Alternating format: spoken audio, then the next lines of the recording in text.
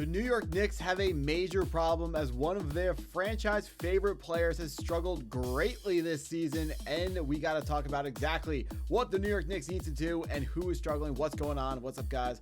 I'm Matt Long. Welcome to Knicks Basketball 365. If you're a New York Knicks fan, hit that subscribe button. But getting into the news for today, from Daily Knicks, Josh Hart has no plan to undergo another surgery for the injured finger on his shooting hand. If he keeps playing as poorly as he is now, the New York Knicks should try to change his mind.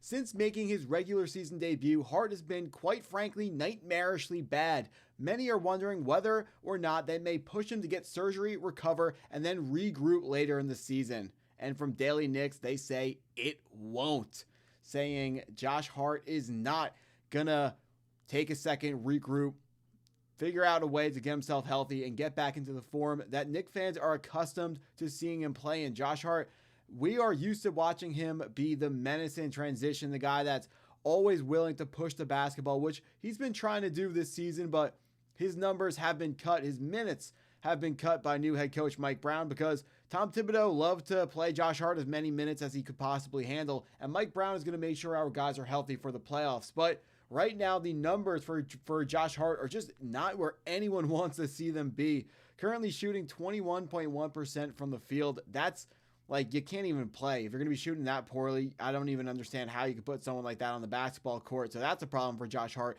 And that's a number certainly impacted by a finger injury. Only 2.8 points per game. That's not even close to good enough. 6 rebounds per game is solid for a 6'3" power forward or small forward / 2-guard combo, but Josh Hart is usually a guy who's running up rebounds, 3.3 assists, not up to the standards that Josh Hart has set for himself and what Knicks fans are expecting out of their small forward. So Josh Hart is dealing with a finger injury, but he has to find a way to get over this injury, whether it is sitting out for more games and actually recovering instead of just pushing him as hard as he can. I know last year he loves playing as many minutes as possible, and he wants to prove to everyone on the Knicks and really everyone in the world how tough he is every single time he gets the opportunity. And I can't tell him he's wrong to do that because I feel like I would be the exact same way if I was in the NBA. Obviously I'm not, but the number one thing he should be doing is doing what's best for the team, which is not always an easy thing to do, especially when it involves sitting down on the bench and making sure you get back as healthy as possible. That's a really difficult thing to admit to yourself that it's the right thing for the team going forwards. Under Mike Brown, the new head coach for the New York Knicks, it's different this year where Tom Thibodeau was fighting to win every regular season game, playing the starters until long after the game has already been decided, and it led to more guys getting injured and some Knicks having maybe some tired legs or being more prone to injury come playoff time. This year, under Mike Brown, the expectation for the Knicks is already playoff lock, so we are expecting that we're going to play our starters less over the season so that when we make it to the playoffs, in theory, we're going to be healthier when we finally get there, and we're going to be able to not, what happened 2 years ago with the Pacers where we just run out of players and we can't even play against them.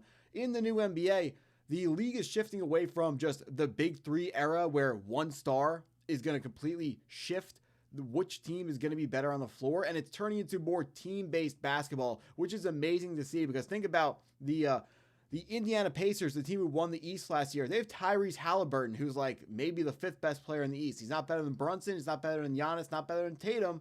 So but that team was dominant over the course of the playoffs. How did they do it?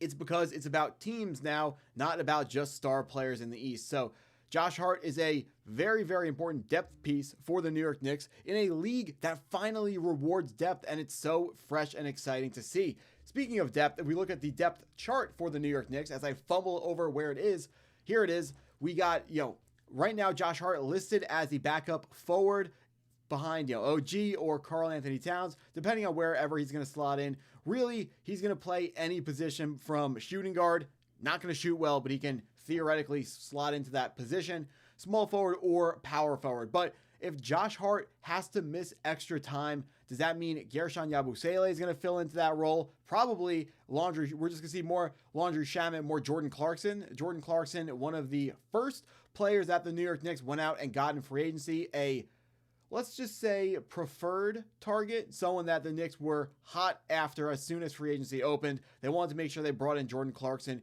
a playmaker off the bench, a high scorer off the bench. Clarkson is a guy that's in the mix for sixth man of the year every single season, and he puts up points that makes you think, how is this guy not a starter? And then he starts and you go, this guy needs to be a bench player. But some guys just play better off the bench. Like if you remember Derrick Rose from about 4 years ago, when he was on his last legs with the Knicks, he would start the game on the bench and he would come in like 2 minutes into the game, and for whatever reason, he looked so much better in that role than he did starting for the New York Knicks, even if we were rolling out Elfrid Payton as the starting point guard or Frank Ntilikina starting at guard over him, and everyone knew Derrick Rose was better than him. So that's why Clarkson, he's not going to be pushed all the way up to the starting spot, but we will be seeing more Jordan Clarkson should Josh Hart have to miss time due to an injury. And what's a little bit scary is maybe even Josh Hart is going to miss time due to being benched. I mean, if we take one more look at the numbers, 2.8 points per game is really, really bad. You can attribute that to new coach doesn't really understand his role yet, which I'm here to listen to. A new head coach needs at least 15 games to put his new mark on the team and to figure out what the 2025-26 New York Knicks team is going to look like. But the number that scares me is always going to be a percentage, something per something else, which is that 21.1% field goal percentage for a player that is supposed to take more layups than he does three-pointers. That is a really scary number. I mean, it's a really bad number, but for me, it's really scary because that confirms that there is something really, really badly wrong with Josh Hart. And we have to, and it's the finger. It's definitely the finger injury that he's dealing with. He has to find a better way to manage it.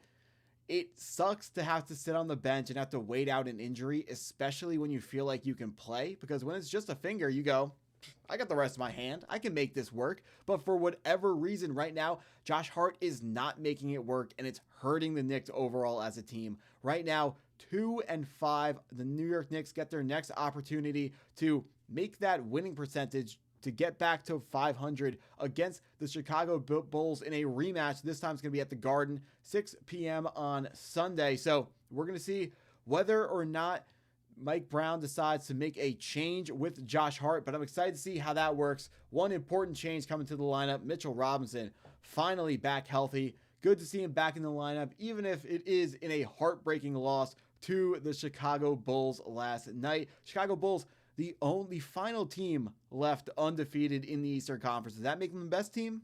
No, it doesn't. But it makes them definitely somewhat a team that's hot right now, certainly, and a team that's maybe better than we thought they were going to be. And that loss, come the end of the season, Knicks fans may look back at a Chicago Bull loss and go, that's not the worst loss in the world. We were fighting that game. That ended up being a team that was significantly better than everyone in the league thought they were going to be. And hopefully that's the case. But hopefully this New York Knicks team gets on track, and it all comes from learning new head coach Mike Brown's system, shooting the threes at a high level, and shooting a ton of threes at a high level. And I can't wait to see how it works out. If you stuck around this long, thanks for watching the video. Hit that like button if you're new to the channel. Hit the subscribe button as well. And go Knicks.